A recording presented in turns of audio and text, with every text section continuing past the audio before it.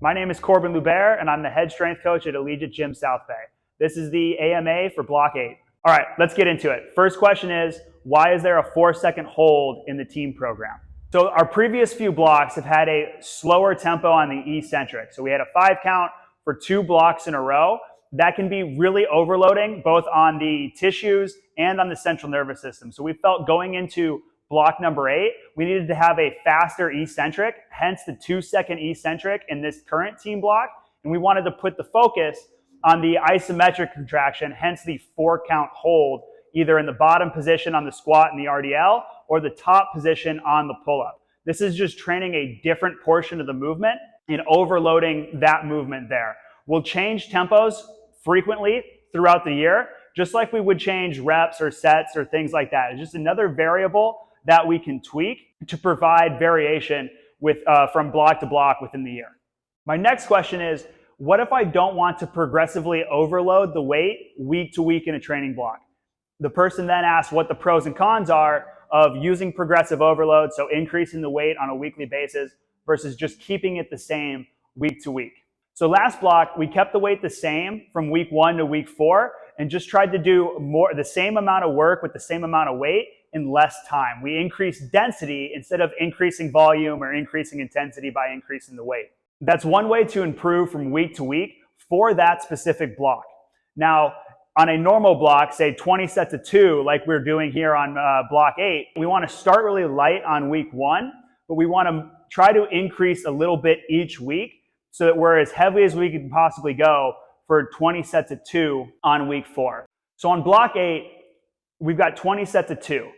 And now we're using a different velocity zone than we have in the past. Instead of training between 0.3 and 0.5 meters per second, we're now training between 0.5 and 0.65 meters per second. So while the weight isn't going to be necessarily the heaviest we can possibly go by week 4, we want to stay within that speed range and work up to a weight on week 4 that we're going to be able to stay within that speed range of just above 0.5. Now, we want to still progress from a lighter load that we're moving faster on week 1 to a weight that we are moving slightly slower, but the weight is heavier on week 4. The reason we want to do this is that if we just try to keep the weight the same through all 4 weeks, and it's a heavy weight, it's a challenging weight, the problem there is we're probably going to burn out either mentally or physically through those 4 weeks. So on week 1, if that's heavy and we got through it, fantastic. However, by weeks 3 and week 4, we're either going to have nagging injuries that are bothering us, soft tissue injuries that are bothering us, hopefully nothing catastrophic, but that's how those injuries happen, is training too hard, too often, too frequently, and not allowing yourself a deload. On the other end of that spectrum, if we aren't training heavy enough, then you're really just wasting your time. If we're never getting into a point where the RPE at the end of your session is somewhere 5, 6, some blocks, like last block, block 7, maybe even a 7 or an 8, then you're never going to apply enough stress to cause the adaptations that we're looking for, which generally most of our members want to look better, feel better, play better. If we're not training hard and using enough weight progressively over 4 weeks from block to block as well, then we're not going to cause those adaptations to look better, feel better, and play better. How can I improve my hip mobility so that I'm not so tight when squatting or deadlifting? This is a really good question for this block with that 4-second hold in the bottom.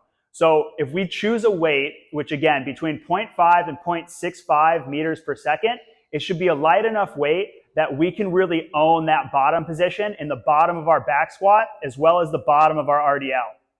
So if we can hold that position and keep a solid 1 1000, 2 1000, 3 1000, 4 1000, and then come back up within that speed zone, that's going to help improve our mobility in the bottom of those positions. Now, the difference between mobility and flexibility is how much passive range of motion you have. So how far, if you were laying flat on your back, how far I could stretch you into position. In terms of a squat, we can think you're laying flat on your back and I take both of your feet, push up so you've got your knees in your chest and you're kind of in a supine, flat on your back squat position. So theoretically, if I can get you into a nice deep squat position while you're laying flat on your back, you have enough flexibility to get into that position standing upright with a barbell on your back. The question then becomes, do you have the active range of motion where you can get down into that bottom position and you're still strong enough to stand back up.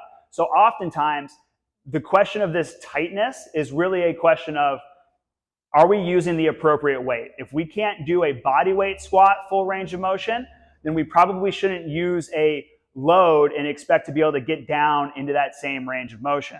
However, if we can get there with the barbell and we can hold a solid position with that 4-second hold in the bottom and come back up, that's actively training our mobility. It's training our active range of motion, which over the course of 4 weeks should improve our mobility so we don't feel so tight in the bottom positions of movements like squats and deadlifts. Other options for improving, general tightness. Number one, make sure you show up to class on time so that you go through all of your cars. Cars are a great thing to do even if you're not coming to classes. So on our off days, we should still be going through our cars. Most of our members know them by heart. We can do whatever position is most comfortable for you while you're at home, but training that active range of motion is telling your body, hey, don't get rid of this range of motion. I use it on a daily basis. Range of motion is something that's expensive for the body to maintain, and the body is inherently very lazy. It's not going to maintain range of motion that we're not using. You want to try to take your joints through their full range of motion every day. And if you do that 3 times a week, 4 times a week at Allegiate, that's great, but the more the better with that type of stuff. Number 2 is making sure that you do stretch class. If you're somebody who's like walking around on a day-to-day basis, or when you show up for class, you're like, I just feel tight. I'm always tight. Hamstrings are tight. Low back is tight. Do stretch class. That class is specifically designed to help improve movement patterns like the squat, the hinge, the pull-up, and pressing movements, specifically overhead pressing movements. And then lastly, don't rush through the corrective exercises. Again, the workout is structured so everything titrates down throughout the workout, from the cars to the pails and rails and lift-offs, whatever mobility work we have built in, all the way down to that corrective exercise or any type of power development work we have in the A-series is all geared towards getting the most out of whatever is the main movement of the day. So for practice 1, whether it's team or strength, all of that stuff leading up to squatting is meant to make that squat feel good and get the most out of it. So if we're not really focused and locked in on our corrective exercises, when we first go to grab that kettlebell for a goblet squat or put the bar on our shoulders, yeah, obviously it's probably not going to feel good because we didn't take the warm-up seriously. So have that stuff all locked in. And then lastly, your warm-up sets, specifically when doing barbell movements, take those just as seriously as you take everything else. Take your time on those. Make sure we get 2, 3, depending on how heavy we're going, even 4 warm-up sets in. Take your time on those so that by the time we get to that first working set, we don't feel so tight. This person wants to know how they can tell if they went too heavy or too light relative to the rest of the block. This is where Coach Gym Aware comes into play. So as I've mentioned before, we want to be between 0.5 and 0.75 meters per second this block. And that 4-second pause that we've been talking about is probably going to throw our velocity on the way up off just a little bit from what you normally might be able to lift within that speed zone. But if, again, we're thinking practice 1 with the squat, we come out of that 4-second hold in the bottom. If we're on week 1 and we're around 0.5, 0.55 meters per second, particularly out of our 20 sets on our sets 17, 18, 19, 20, that's probably too heavy of a weight for week 1, and we're probably not going to want to increase on that until week 2. We can decrease from there on week 2, try to get more towards the 0.6, and then come back to that weight again on week 3.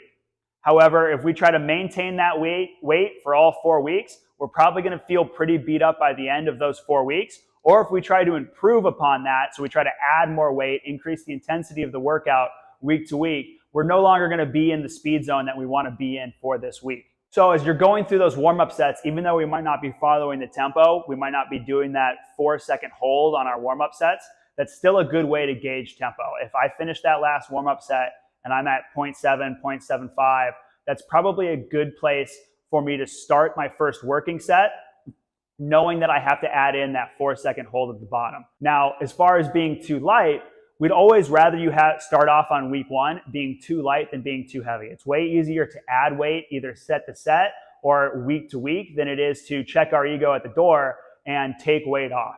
So it's better to be too light on week 1 and say, hey, I was for 20 sets at 0.7 meters per second on the Gym Aware. I know that on week 2, I want to be at 0.6-ish meters per second. So I can take a pretty big jump between week 1, where I was 0.7 to 0.75 meters per second, and week 2, where I'm really shooting for that 0.6.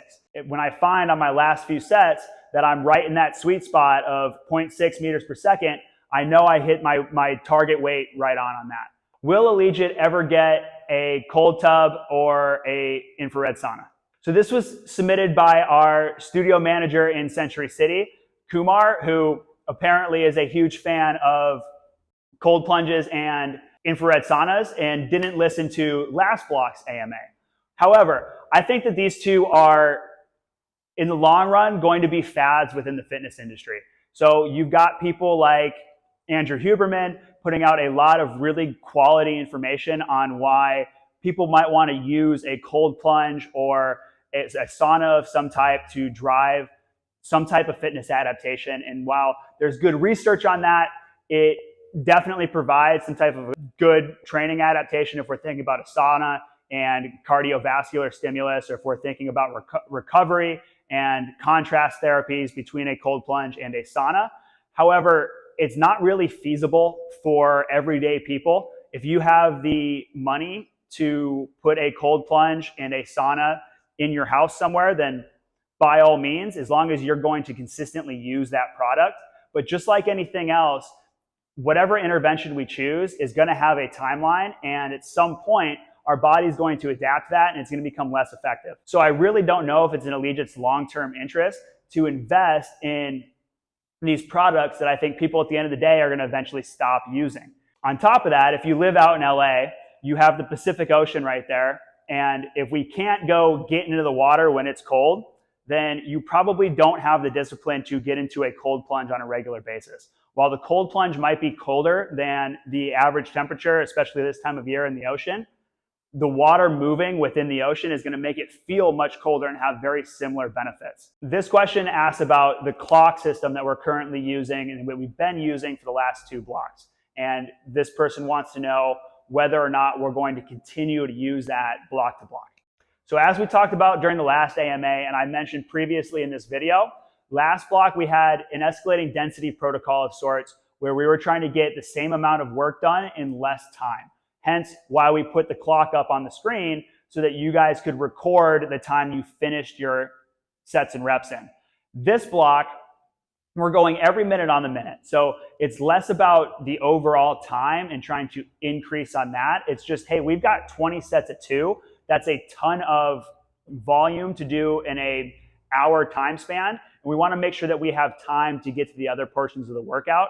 So it's just really keeping our members on track as best we can. And it's just a fluke that we ended up having block 7 and block 8 back to back where we both used the clock. So I know for a fact that block 9, we will not be using the clock, but it will definitely come back again at some point because it is a useful tool for certain training protocols.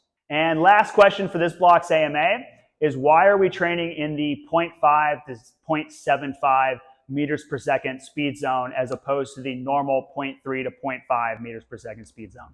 So typically speaking, we're training from 0.3 meters per second to 0.5 meters per second.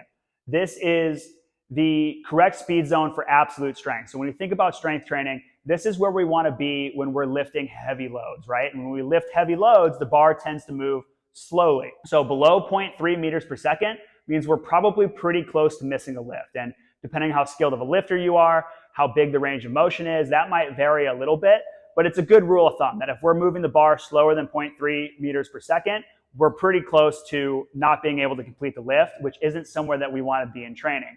Now, if we're above 0.5 meters per second, again, not inherently a bad thing. It just means that for absolute strength, that bar is too light.